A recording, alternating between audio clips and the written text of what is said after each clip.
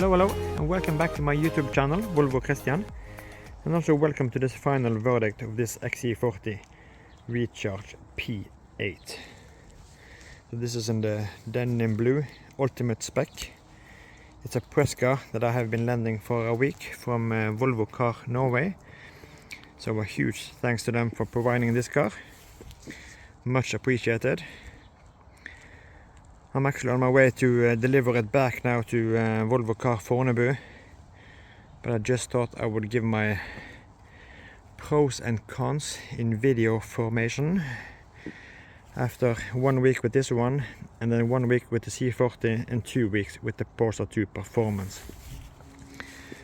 Starting off with a little pro and con with this exact XC40 before we're going to compare it to the two other cars. So let's start off.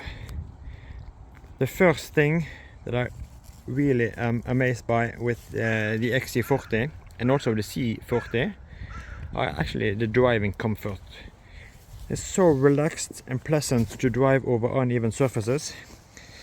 The suspension handles pretty much everything you throw at it. Cobblestones, speed bumps, country roads, bumpy country roads, wet roads. I'm a huge fan of the comfort that the XC40 and the C40 delivers. So that's a huge thumbs up. The other thing, or the second thing that I'm a huge fan of, if we just open up the door, are actually the practicality that the XC40 and C40 delivers. Yes, we can also mention the easier entrance compared to the Polestar 2, but now I'm talking pure practicality in the interior. So, meaning the storage facilities in the door pockets, pretty massive, huge center console with much storage possibilities. So very practical. So that's my second point. The third point, this should actually probably be number 2 because that's so important, and you will know that afterwards.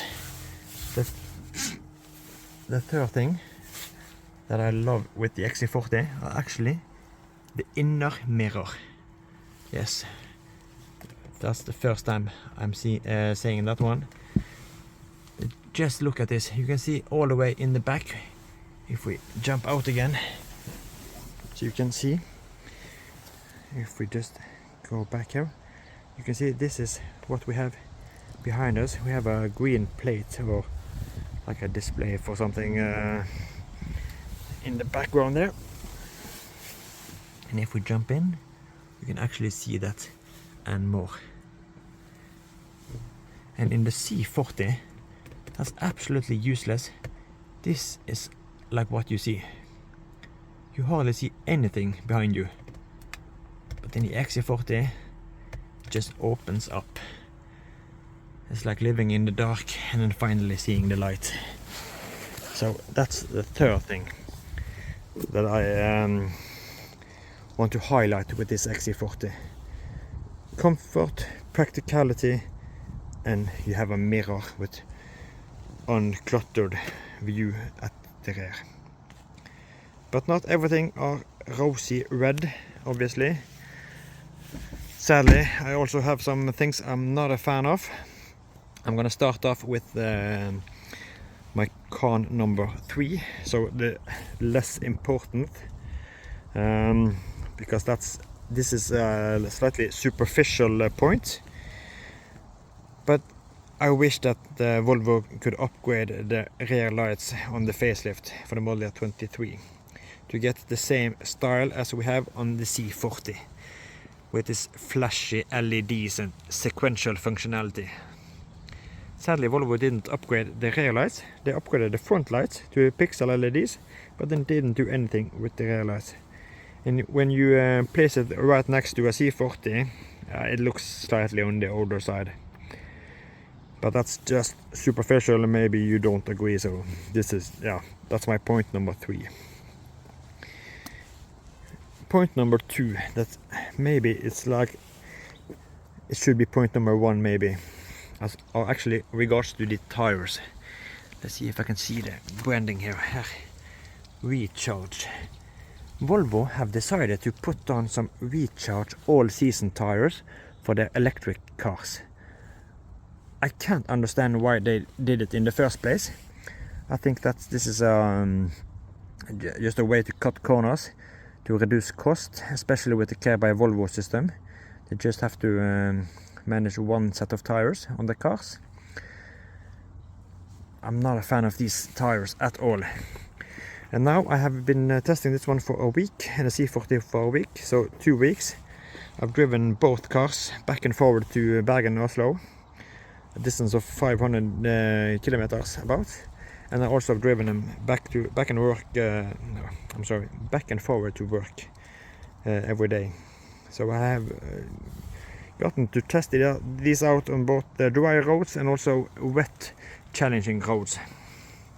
And last weekend, when I drove towards Oslo in the C40, there was a moose just jumping out there. It was crossing the street. I saw it luckily just in time, but I had to smash the brakes, like full-on emergency brake. Luckily, there was no bad things happening. I didn't hit the deer. It just walked on further. And the tires actually performed good in the emergency brake, and it was pretty wet on the roads at that place. So wet roads, but they performed pretty good. However, in corners and in roundabouts, I have experienced a bunch of times that I'm losing grip, like hydroplaning, and I have never experienced that much in any other cars I've owned or tested before. Compared to the last 2 weeks now with these Recharge tires. I'm often finding myself, you can feel it in the car, you lose traction, and you get a little hydroplaning, especially in the rear. Yes, I know it has been raining extensively for the last 2 weeks. Now it's obviously sun while we are in Oslo, but I'm not a fan of these tires. Luckily, there's a way to fix this. If I would buy this car, I would just get these tires removed and purchase proper summer tires that probably performs better in rain. Volvo Norway actually recommends getting specific winter tires for the electric cars. But I think it's weird that if you go for the specific winter tires, why do you get this shit as a standard? Why can't I then select proper specific summer tires as a factory option? So that's my point number 2 regards to hydroplaning. And then point number 1, and this is just freaking annoying. Let's just close the door. Just turn down the music again. Start it up. This is regards to the adaptive cruise. If you're familiar with Volvos, it used to just be to activate it by pressing this one, then you get unable, driver not belted. But you can activate it here and you will get the icon if you have adaptive cruise with or without the steer assist. And before, you can just toggle this back and forward if you want the speed limiter, adaptive cruise, or adaptive cruise with steer assist. But now you just activate or deactivate. You can't shift the functions or take on and off the steer assist. So where do you do this? Yeah, you guessed it, you have to go into the screen, press the settings, driving, and then you find it here. You want the speed limiter, you want a pilot assist with or without the steer assist. And I don't use the adaptive cruise so much. Actually quite little, but when I use it, it's like 50-50 if I want the steer assist on or off. And when I was driving towards Oslo yesterday, I was driving to Lærdalstunnelen, a pretty long tunnel with a speed measurement camera. Then I always activate the adaptive cruise, set it to 85 with steer assist, all good, one hand on a wheel, relaxed, to avoid getting a ticket for suddenly exceeding the speed limit. But then later on, driving outside, there's also another area with speed measurement. But there's also several intersections where the roads gets wider, and the lines integrate the second lane to take the turn-off point. But then the car, if you have it on the stereo assist, the car doesn't know what line to follow. Sometimes it follows the left center lane, and sometimes it follows the right lane that suddenly gets out. And if I just have a relaxed hand on the steering wheel, suddenly the car will just pull the steering wheel. So I get a shock. Whoa, what is happening here? And if I don't have the hand on the steering wheel, I wonder what would happen then. If you have cars in the opposite lane and it suddenly just pulls you back in. So then you want to turn off the stereo assist. That was fairly easy before, bang. But here, while I was driving, pretty dark, I have to stay focused. I have to press this and the tiniest line driving and then turn that off. How is this safe to do while you are driving? Volvo says you have to do this before you start your drive, but sometimes you want to shift on and off with the stereo assist. Why the heck do they put it into the screen when they had these two? That's just so damn annoying. So that was my top 3 pros and cons with the XC40. Just a little interruption in the video. I realized that I have forgotten to mention a thing or two on my con list. It's just minor things, but it's worth mentioning. Because the XC40 and C40 doesn't have a 12-volt socket in the luggage area. So I actually, for this trip over, I placed my cooler box behind the seat here, and I'm pulling the cable forward here. Before, it was a 12-volt socket outlet in the luggage area, but Volvo decided to remove that one. Polestar still offers it, but I can't understand why Volvo doesn't. So I have to have it here, and have this longest cable through the whole cabin. Another thing I want to mention are the cup holders. Just gonna fetch a can of Coke so you can see my point.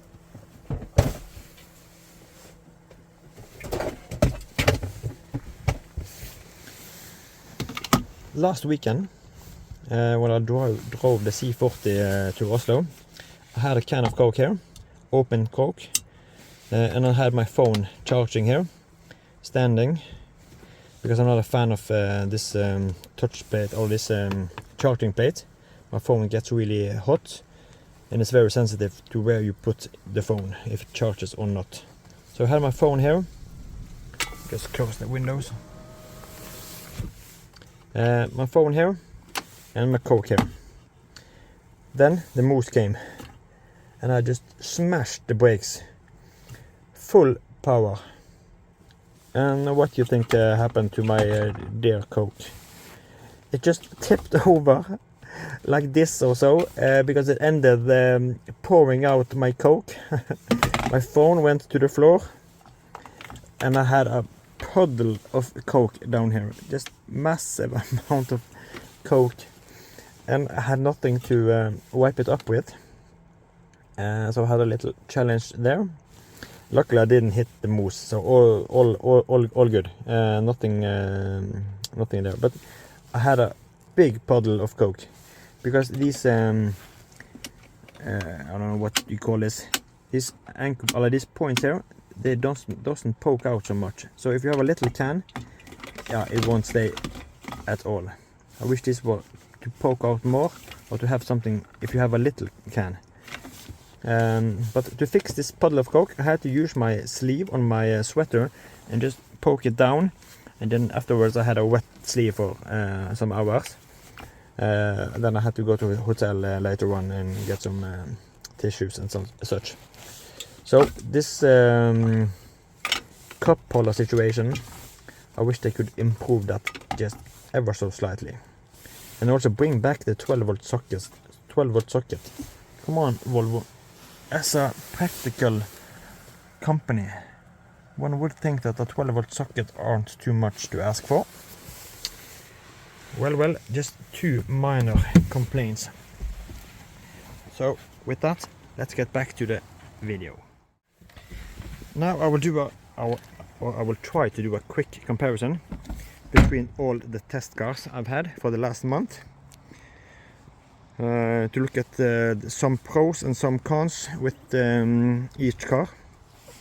But before we start on that, we do have to look at each individual car. So first I had this Polestar 2 Performance in snow, model year 22. Press car from Polestar Car Norway. I had that one for 2 weeks. And then I had the C40 Fjord Blue, model year 22. Press car from Volvo Car Norway. Running on 20-inch alloys, ultimate spec.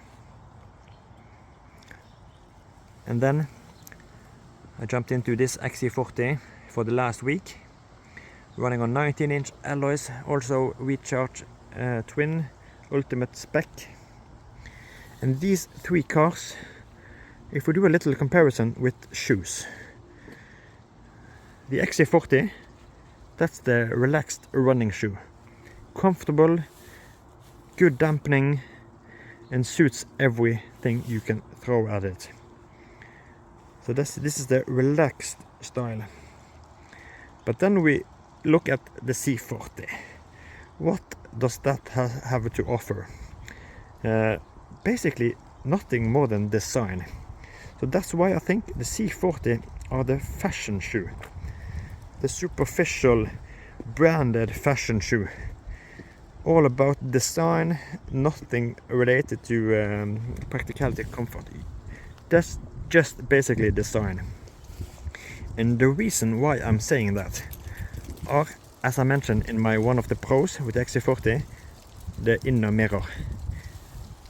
The C40 just removes the whole visibility out the rear via the inner mirror. And when I drive, I usually use the inner mirrors most of the time, keeping my eyes on the road, just sometimes glance up at the mirror without moving my head, and just occasionally move my head and look at the outer mirrors. So for me, the inner mirror are quite important, and with the C40 and the sloping rear line, it just removes everything. You also get a slightly less luggage area, and I can't see any advantage with going C40 over XC40.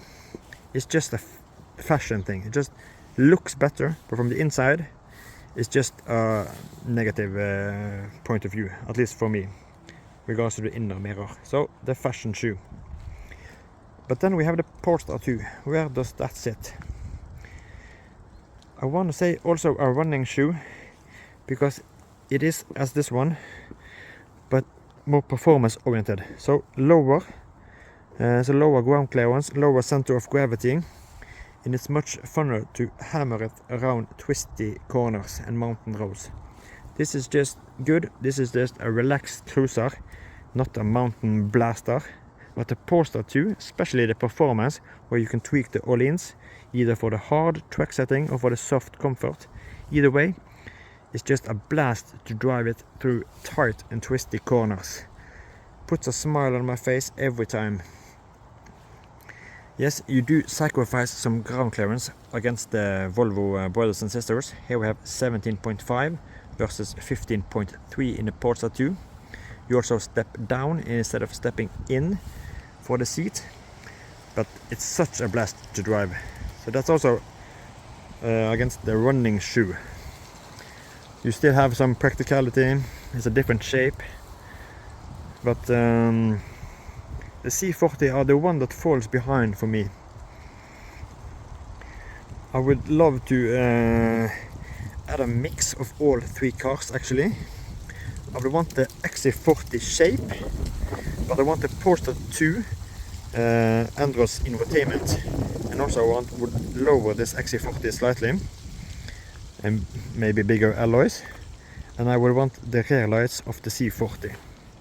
that would be a perfect mix for me, because I think the Android system with Polestar are better than Volvo's. Doesn't have the useless adaptive cruise control system. In a Polestar you can just tap the buttons, even if it's the same. So that's my final verdict about these three cars. I'm actually at the point where I could actually see myself ordering a XC40. So I have to go a round or two with myself today, and maybe I will contact my dealer at Frydenberg Bilcenter and see if he can set up a price offer for me to see how it will, what it will come on, especially since the BSD are going sky high with the new tax system. And I really have enjoyed myself in the XC40 the last week. Just wish I could get it in denim blue like this one. Looks so damn good. So my ranking of these three cars, I would actually put the XC40, it's on top next to Polestar 2, but sadly the C40 falls behind for my taste and preferences. I can't see what you gain except fancy rear lights. But that was me. What's your choice between these three cars? Polestar 2, C40 or XC40? What would be your pick, and also why would you pick it? Maybe that's something I have left behind. But now it's time to deliver this car back. It's starting to blow pretty much, but I hope you can hear the audio. So I will wrap it up here. And as always, I really appreciate every like, comment, and if you also consider subscribing to my YouTube channel. I'm trying to reply to all comments. But now it's time to end. We are kicking into 19 minutes now. So we're gonna end it from this angle here. Thank you for watching, and until next time, take care and bye bye.